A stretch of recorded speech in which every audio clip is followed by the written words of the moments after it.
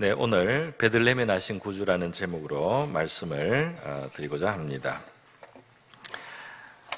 우리 예수님께서 이스라엘의 한 동네 유다 지방에 있는 베들레헴이라고 하는 곳에 탄생하셨는데요. 예수님께서 이렇게 베들레헴에 태어나신 것은 굉장히 많은 뜻을 그 안에 이제 품고 있습니다. 오늘 이 본문에도 보면 동방에서 온 박사들이 이 유대인의 왕으로 특별히 이제 특별한 왕이죠. 이방에서 동방에서까지 올 정도면 하나님의 인도를 받아서 그 이방인들에게도 구원을 베푸시는 그런 하나님의 이스라엘 민족을 통해서 인류에게 주시는 구세주가 어디서 나느냐 여기 물었을 때 바로 구약의 미가서 선지서 예언을 우리 제사장과 또 서기관들이 이제 알려주면서 바로 유대 땅 베들레헴 여기서 이제 오신다. 여기서 다스리는 자 내 백성 하나님의 백성 이스라엘의 목자가 오신다. 이렇게 설명을 했습니다. 그래서 오늘은 제가 이 베들레헴에 주님이 오신 바로 이제 그 뜻이 어떤 깊은 뜻이 있는지 여러분과 함께 몇 가지로 함께 생각하면서 우리 성탄의 의미를 우리가 마음에 새길 수 있기를 바랍니다. 첫 번째로 이 베들레헴은 바로 딱 이 베들레헴이라는 말을 들었을 때 이스라엘 사람들은 이 베들레헴의 출신인 다윗 왕을 생각하게 되어 있습니다. 이스라엘의 그 역사 속에서 이스라엘의 황금기를 만들었던 왕이 바로 이 다윗 임금이었어요. 다윗 임금은 지금부터 3000년 전 사람입니다. 그러니까 지금 이 성경에 나오는 이 동방 박사들이 물을 때로부터는 1000년 전이에요. 1000년 전에 이 베들레헴에서 이 다윗이 태어났어요. 그래서 다윗이 성장을 한 고향이 바로 베들레헴입니다. 그는 베들레헴의 목동이었어요. 그런데 하나님께서 이 목동을 기뻐하셨어요. 이 목동의 마음속에 있는 하나님을 향한 사랑과 믿음을 기뻐하셨고 하나님의 뜻에 온전히 합하는 그런 마음을 가진 사람이었습니다. 그래서 하나님은 이 다윗을 이스라엘의 왕으로 나중에 만드셨어요. 그래서 이스라엘의 성군이 되고 그 나라 전체에 의를 행하는 아주 위대한 임금이 되었습니다.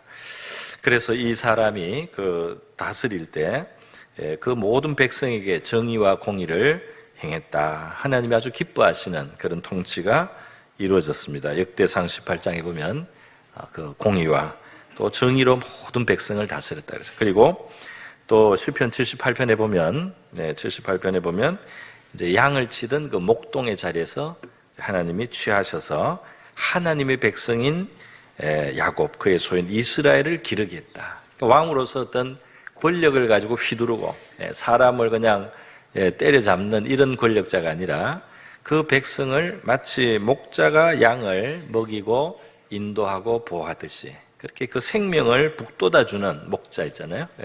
바로 이 양을 치던 그 목자의 그 마음 그대로 가서 하나님의 백성 이스라엘을 정말 양떼처럼 그렇게 먹이고 또 인도하고 또 보호하고 돌보는 그런 왕, 목자왕이라고 해야 되겠죠.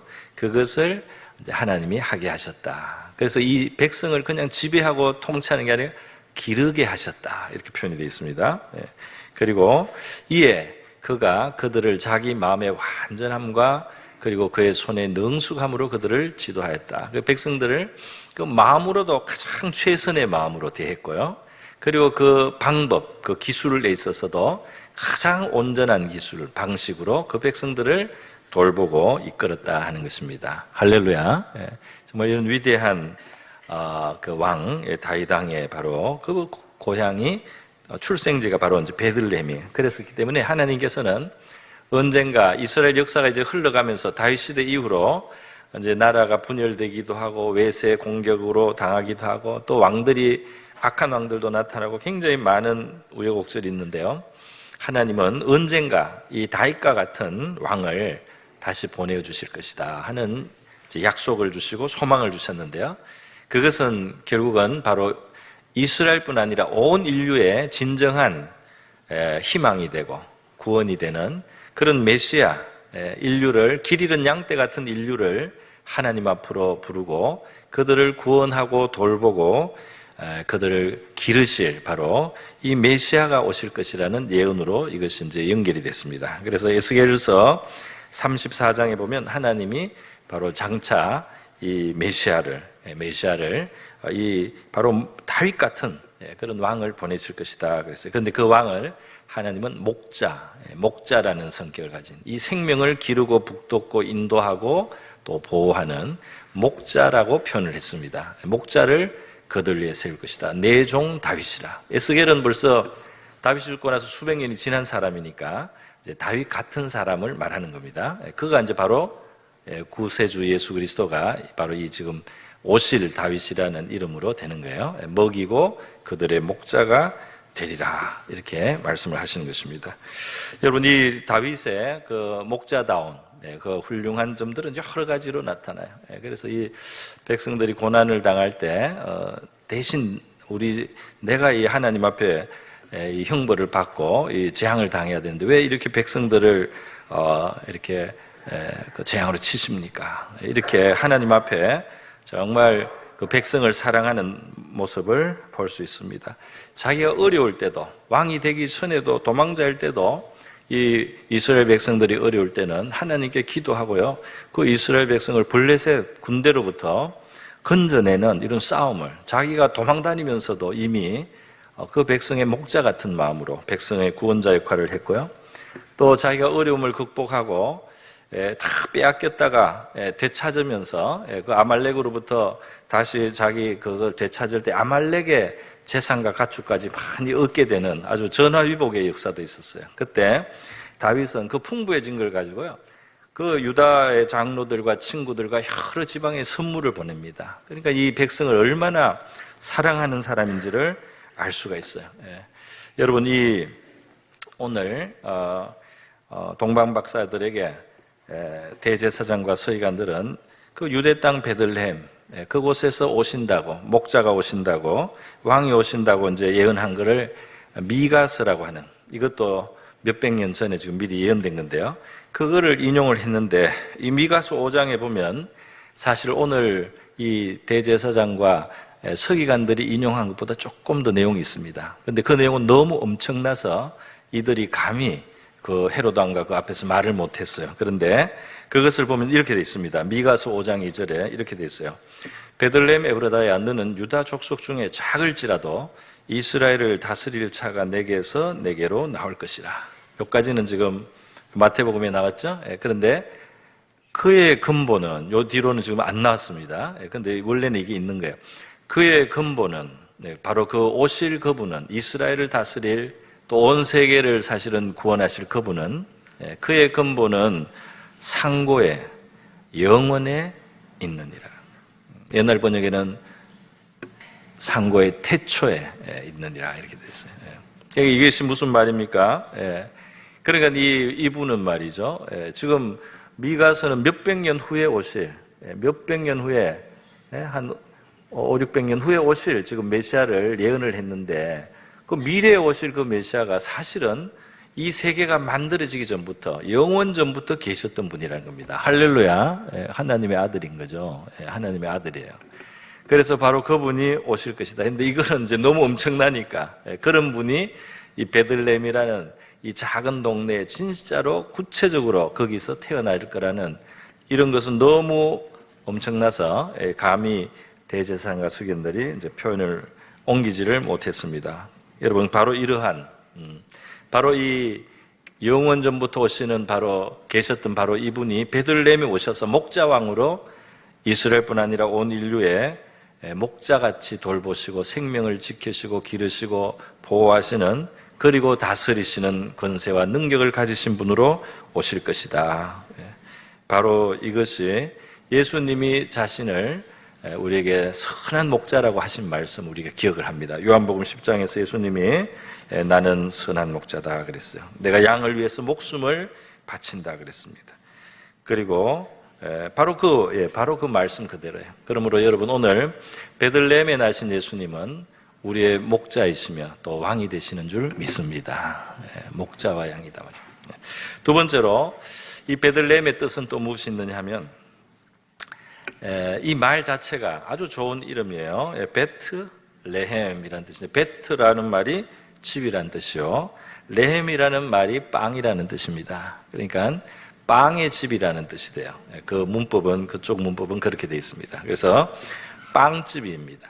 그런데 그 당시에 빵은 바로 그들의 주식이에요. 그러니까 오늘 우리로 하면 밥집이 되는 겁니다.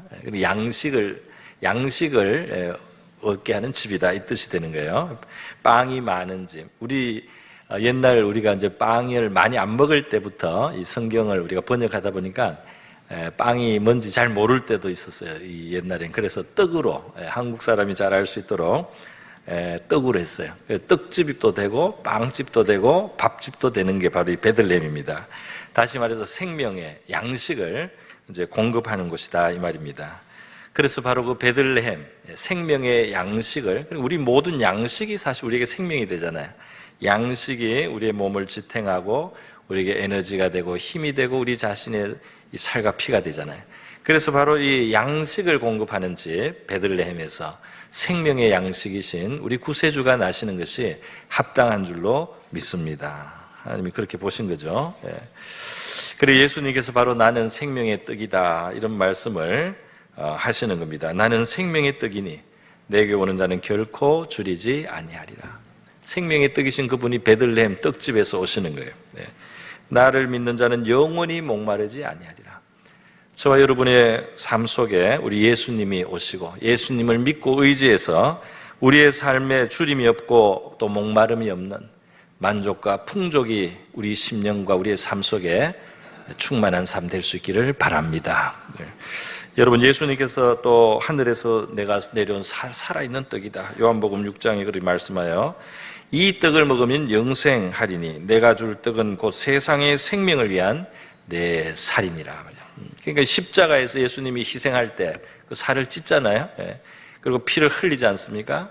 그것을 바로 우리를 위한 하나님의 구원의 길이라는 것을 믿는 사람은 바로 영생을 얻게 된다는 거예요. 하나님의 그 사랑을 믿고 하나님의 이 독생자 예수 그리스도를 우리의 구주로 믿고 모셔드려서 주님과 함께 사는 사람은 영생을 얻게 하시는 줄 믿습니다. 자, 그런데 여러분, 우리 이제 이 예수님이 베들레헴에 나셔서 이 생명의 양식으로 오신 거예요. 그런데 참 흥미로운 것은 예수님을 경배하러 갔던 이제 그 목자들이 있었어요. 누가복음 2장에 보면 천사들이 밤에 나타나서 찬양을 부르고 찬송을 하면서 이 목자들에게 가서 경배하라고 가르쳐 줬어요. 그래서 목자들이 가서 봤더니 바로 이 구유에 말 여물통이죠. 말 밥그릇이죠. 거기에 아기가 누워 있어요. 천사가 그렇게 딱 말한 그대로 구유에 누인 아기를 보았습니다. 그래서 이 베들레헴에서도 그 밥통에 예수님이 있는 거예요. 아기 예수가 계셨어요. 마치 그 양식인 것처럼 있었습니다. 하필 그것도 동물의 밥통이 있어요. 하필 그 동물의 밥통이 있나 이렇게 생각할 줄 모르는데요. 이 동물을 무시하면 안 됩니다, 여러분. 동물을 무시하면 안 돼요. 이사야 선지자, 예수님 오시기 700년 전에 이사야 선지자가 이스라엘 백성들을 나무랄 때 너들은 동물보다 못하다 그랬어요. 너들은 짐승 가축보다 못하다. 왜? 소는 자기 임자를 알아요. 주인을 알아요. 그래서 그 주인 말을 들어요. 주인이 인도하는 대로 간다, 이 말입니다. 나귀도 그 주인의 구유를 알아요. 어디 가야 자기 양식이 생기는지 안다. 어디 가야 자기 배가 부르는지를 안다, 이 말이에요. 소와 나귀도 주인을 알고 어디 가야지 주인이 자기에게 양식을 주는지를 아는데, 이 하나님의 백성이라고 부른 이스라엘은 그거를 몰라서, 자기 주인이 누군지를 몰라서 우상을 섬기고, 하나님이 자기들을 채우고 만족을 주시는 분이라는 걸 모르고 자꾸 이 하나님께로부터 멀어지는 다른 이 세상의 다른 길, 다른 우상의 숭배와 또 이 욕심을 따라서 하나님의 법도를 자꾸 떠나서 그것으로 뭔가 먹이가 있는 것처럼 이렇게 방황을 하고 길을 잃고 있다, 이 말이죠. 차라리 이 소와 나귀가 더 지혜롭다, 이 말이에요. 이들은 주인의 말을 듣고 오면 안전하고, 주인의 인도를 따라서 주인이 이끄는 대로 가면 자기가 살 길이 있고, 주인의 그 주는 밥통에 가면은 먹이가 있다는 걸 안다 이 말입니다. 근데 이 백성은 그보다 못하다. 그래서 여러분, 우리가 예수님이 구유에 누였다, 동물의 밥그릇에 있다, 그래서 그 천한 데 있다 이렇게 하면 우리 사람은 그 밥그릇도 알지 못하는, 하나님이 우리를 어디에서 우리를 채우시고 우리를 만족하게 하시고 우리를 복되게 하시는지도 모르는, 정말 양보다 못하고 이 나귀보다 못하고 이 소보다도 못한, 바로 저와 여러분을 위해서 예수님께서 이 땅에 오신 줄 믿습니다. 그래서 우리에게 길을 주시는, 생명의 길, 영생의 길을 가르쳐 주시고, 어떻게 하나님 앞에서 복되고 열매가 풍성하고 그리고 기쁨을 가진 삶이 있을 수 있는지, 우리 주님께 나온 사람들이 그 길을 알게 되고 주님과 함께 누리게 되는 줄 믿습니다. 여러분, 그래서 이 베들레헴은 바로 생명의 양식이신 예수님이 오시는 곳으로 딱 맞는 이름이다, 그 말입니다. 마지막으로 예수님이 이 베들레헴에 나신 것은 또 더 깊은 의미가 있는 것 같아요. 그것은 뭐냐 하면, 이 베들레헴은 말이죠, 이스라엘의 왕들이 나타나기 전에, 왕의 시대가 열리기 전에 이스라엘에는 그전에는 사사라고 하는 사람들이 이스라엘의 지도자 역할을 하는 시대가 한 300~400년 이상 있었습니다. 그래서 이 사사들은 평소에 백성들의 송사를 재판도 해주다가 이제 전쟁 상황이 일어나면 백성의 지도자 역할을 해서 이제 백성을 통솔해서 전쟁을 했던 이 사람들을 사사라고 그래요. 그래서 수많은 사사들이 있었는데요. 이 사사 시대는 굉장히 불안정하고 그리고 좀 굉장히 이 신앙이 잘못된 일들이 많았어요. 그래서 이 사사 시대는 굉장히 어둠과 혼란의 시기였어요. 그러나 이 어두운 사사 시대 말이죠, 굉장히 아름다운 선한 그리고 인애가 가득하고 정말 아름다운, 드라마보다 더 드라마 같은 그런 일이 바로 이 베들레헴에서 이루어졌어요. 그런 사건이 일어났습니다. 그것이 바로 구약 성경 룻기에 있는 이제 그 내용입니다. 거기에 보면 이런 이야기가 있습니다. 나옴이라고 하는 여자가 있어요. 남편과 두 아들이 있는데 베들레헴에 살았어요. 베들레헴 사람인데 이제 이 기근이 와가지고 거기에 도저히 살 수 없는 형편이 되어서 이민을 갑니다. 이웃나라 모압이라고 하는 이웃나라로 이민을 갔어요. 이민을 갔는데 그 두 아들이 거기서 이제 결혼을 하게 됐어요. 그래서 큰 아들, 작은 아들이 모압 여자하고 각각 결혼을 해서 이제 살게 된 거예요. 자, 그런데 이제 불행이 옵니다. 남편이 돌아가시고, 큰 아들이 또 죽고, 또 둘째 아들도 일찍 떠나고, 그냥 삽시간에 자기 가족이 그냥, 그 집안의 남자들이 다 돌아가셨어요. 그래서 자기는 과부가 되고, 두 며느리도 과부가 되고, 그렇게 사는 겁니다. 얼마나 어렵습니까? 얼마나 슬퍼요. 그런데 이제 마침 고향인 그 이스라엘 베들레헴 땅에 이제 기근이 끝나고 양식이 생겼다 하는 이야기를 듣고 이제 돌아가려고 마음을 먹어요. 근데 돌아가려고 마음을 먹고 그러니까 이 며느리들이 안 됐어요. 그래서 이 며느리들에게는 타국이지 않습니까? 낯선 나라인데, 얘들아, 이제 나는 내 본국으로 돌아가는데 너희들은 친정에 가서 다시 새 인생을 살아라 하고 이제 보내는 거예요. 그런데 이 며느리들이 울면서 안 가려고 하는 겁니다. 이 집안에는 사랑이 있었던 것 같아요. 그래서 며느리들이 안 가겠다고 막 울어요. 그래도 이 나오미가 간절하게 말을 했어요. 그랬더니 큰 며느리들은 울면서 갔습니다. 그런데 둘째 며느리 이 룻은 말이죠, 안 가는, 끝까지 안 가는 거예요. 어머니가 가는 데 가서 내가 가고, 어머니가 죽는 데서 나도 같이 죽겠다는 거예요. 어머니의 백성이 내 백성이 되고 어머니의 하나님 내 하나님으로 삼겠다.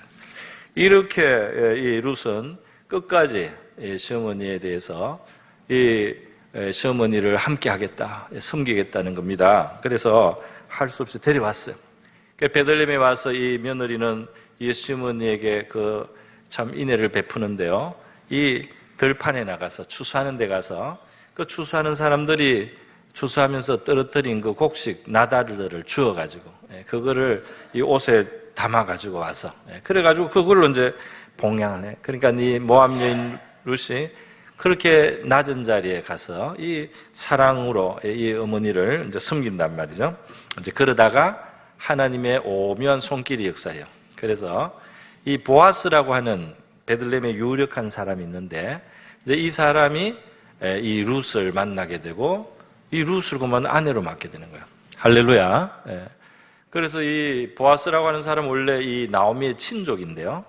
이스라엘에게는 아주 선한 그 법이 있습니다. 그게 뭐냐면 친족이 그 땅을 잃은 친족의 땅을 사줄 수가 있어요. 되사줄 수가 있어요. 그 권리가 있어서 그 친족이 나타나서 이 땅, 우리 친족이 그 가난할 때 팔았던 땅, 그거를 돌려주시오 하고 이 대가를 내면은 그 산 사람은 그냥 돌려줘야 돼요. 그거를 받고. 그렇기 때문에 이제 무조건 친족의 그 인애를 받으면 이 회복이 되는 겁니다. 그래서 보아스는 원래 그거를 할 수도 있고 그걸 안 할 수도 있어요. 하면 좋고 안 하면 좀 욕은 먹지만은 안 해도 돼요. 그러나 그거를 할 뿐 아니라 한 걸음 더 나가서 이 과부가 된 모압 여인 룻과 결혼을 하고 거기서 아기를 낳아서 그 아기를 나오미의 손주로, 나오미의 봉양자로 이렇게 만들어 주는 거예요. 그래서 이 집에 말이죠. 이 나중에 아기가 태어납니다. 태어나고 나오미도 손주를, 며느리를 통해 손주를 얻은 거예요. 그래서 그걸 기뻐하고 이제 위로를 받는 거예요. 그래서 가장 그 참 슬픈 일을 겪었던 사람이죠. 모든 것을 다 잃고 이 세상에 가장 슬픈 사람 같았는데 그때 돌아올 때 너무 마음이 비통해서 내 이름을 나옴이라고 하지 말고 마라라고 하라 그랬어요. 마라는 바로 쓰다는 뜻입니다. 나는 인생의 이 쓴맛을, 이렇게 쓴맛을 나는 보고 지금 산다는. 그런데 사람들은 마라라고 안 부르고 계속 나옴이라 불러줬는데요. 이 나오미가 결국은 참 놀랍게 그를 사랑하고 인애를 베푼 우리 며느리 룻을 통해서, 그리고 또 그 이방 여인 그 들판에 와서 그 시어머니를 공양하려고 그 나다를 줍던 그 여자도 그걸 귀하게 보고 아내로 맞아준 이 보아스의 인애, 그리고 이 사람들의 인애 뒤에 그 불행한 나오미의 집안에 자비를 베푸신 하나님의 인애가 있는 겁니다. 할렐루야. 그러니까 인애의 드라마가 펼쳐진 거예요. 은혜의 드라마가. 그래서 여러분 이 룻을 통해서나 또 이 보아스를 통해서 이 사람의 인애를 통해서 우리 하나님의 놀라운 인애가 나타났는데요.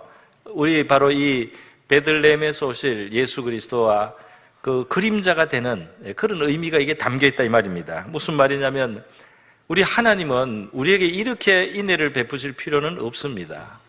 하나님은 우리를 위해서 이 낮고 천한 땅을 찾아오실 의무가 있는 것은 아니에요.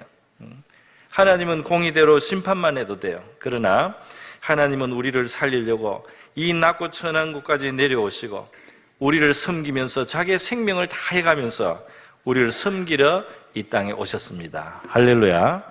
예수님이 마가복음 10장에서 말씀하신 거잖아요. 인자가 온 것은 섬김을 받으려 함이 아니오 도리어 섬기려 하고 자기 목숨을 많은 사람의 대속물로, 이 룻도 이 낯선 곳까지 와서 그 봉양하고 섬기고 그 자기를 낮추면서 섬기지 않습니까? 근데 주님은 그보다 더 위대한 인애를 베푸신 겁니다. 할렐루야. 이 죄악 세상까지 오셔서 우리에게 생명을 줘서 우리를 섬기려고 하신 거예요. 뿐만 아닙니다. 보아스는 어때요? 보아스는 친족으로서 사실 이 땅만 되찾게 해줘도 칭송받을 수 있어요. 그 정도 의무만 하면 칭송을 받을 수 있습니다. 그런데 보아스는 땅만 되사주는 것이 아니고 그 혼인을 해요. 혼인을 해서 맺어야 해, 그 집안과.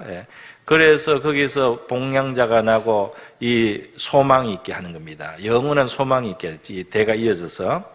그러니까 무슨 말이냐면 이 보아스가 자기의 그 의무 이상으로 선을 행하는 인애를 베풀어서요, 이 나오미의 말년이 이 복되게 만들어주고, 또 이 룻은 그 이방인 룻도 불행한 사실 자리에 떨어졌지만 거기에서부터 이 보아스라고 하는 유력한 사람의 아내가 되어서 보아스의 그 기업을 같이 누리는 사람이 되게 하신 것입니다.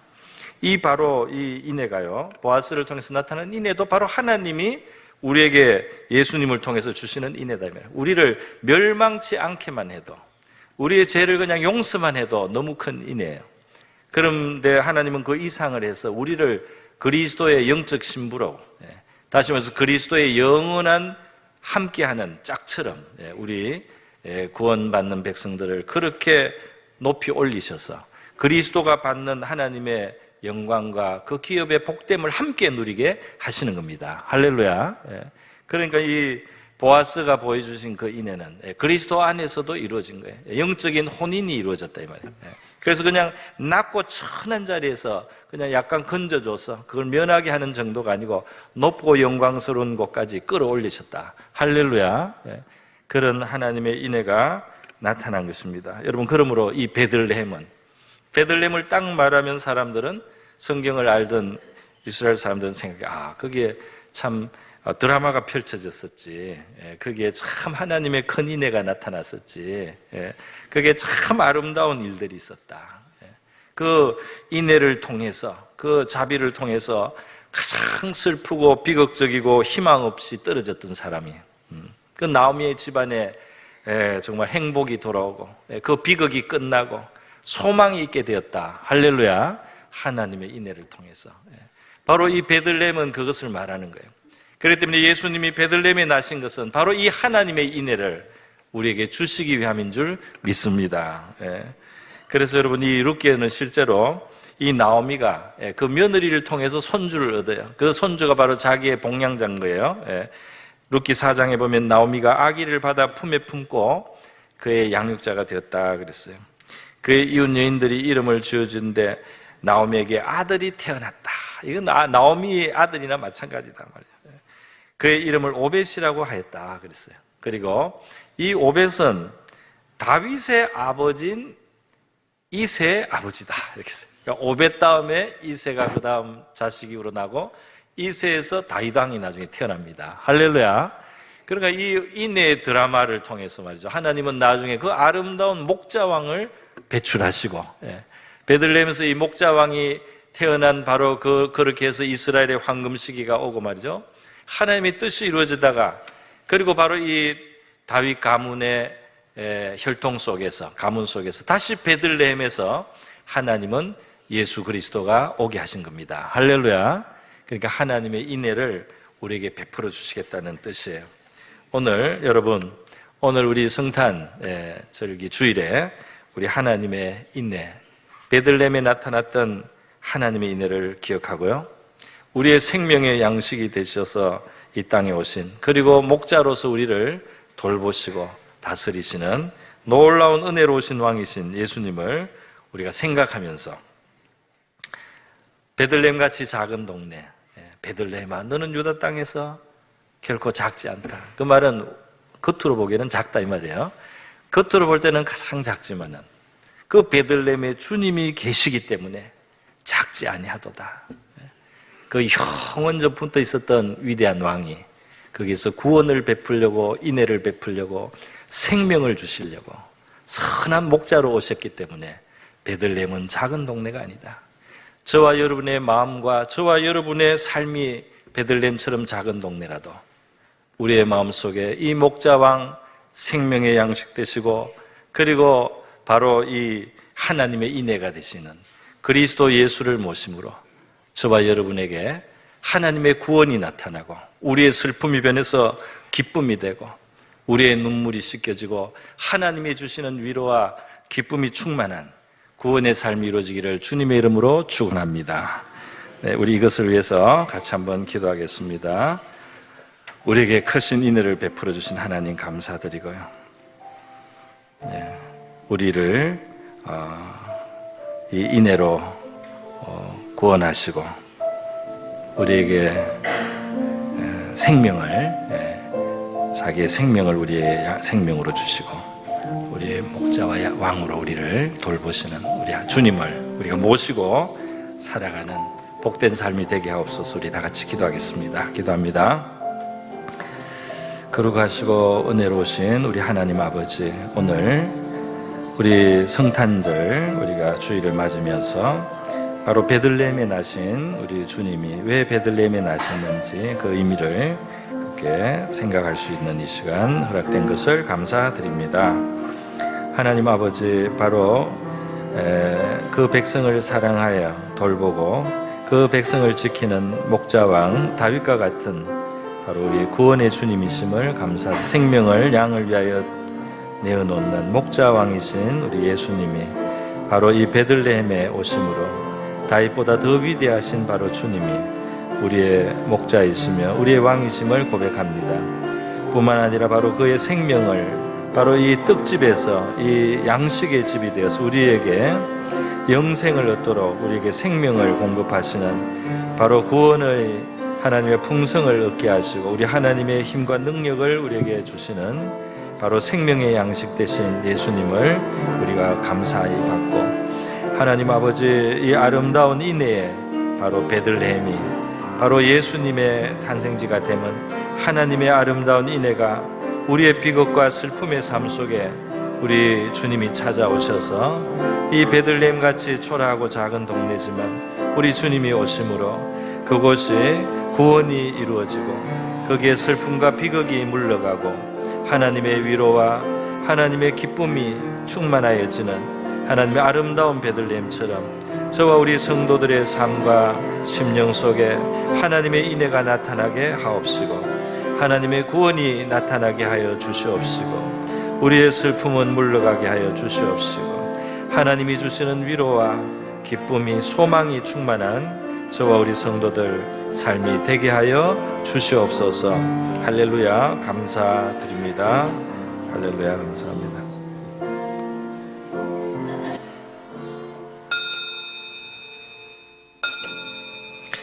거룩하시고 자비로우신 하나님 아버지 감사를 드립니다.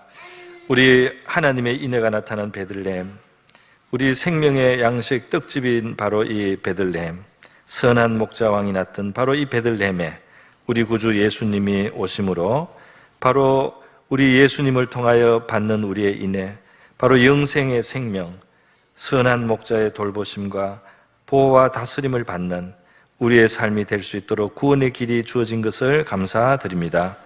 우리의 삶과 심령이 주님이시여 베들레헴같이 작은 동네와 같이 초라할지라도 바로 우리의 마음과 삶 속에 우리의 구주 예수 그리스도를 모시게 하여 주시옵시고 주님을 모심으로 주님의 크신 구원이 우리의 삶에 나타나고 이루어지게 하셔서 우리의 슬픔과 눈물은 멀리 사라지게 하시고 우리 하나님이 주시는 기쁨과 위로와 평안과 소망이 가득한 은혜의 삶을 사는 우리 모두가 되게 하여 주시옵소서. 고마우신 예수님의 귀하신 이름으로 기도드립니다. 아멘.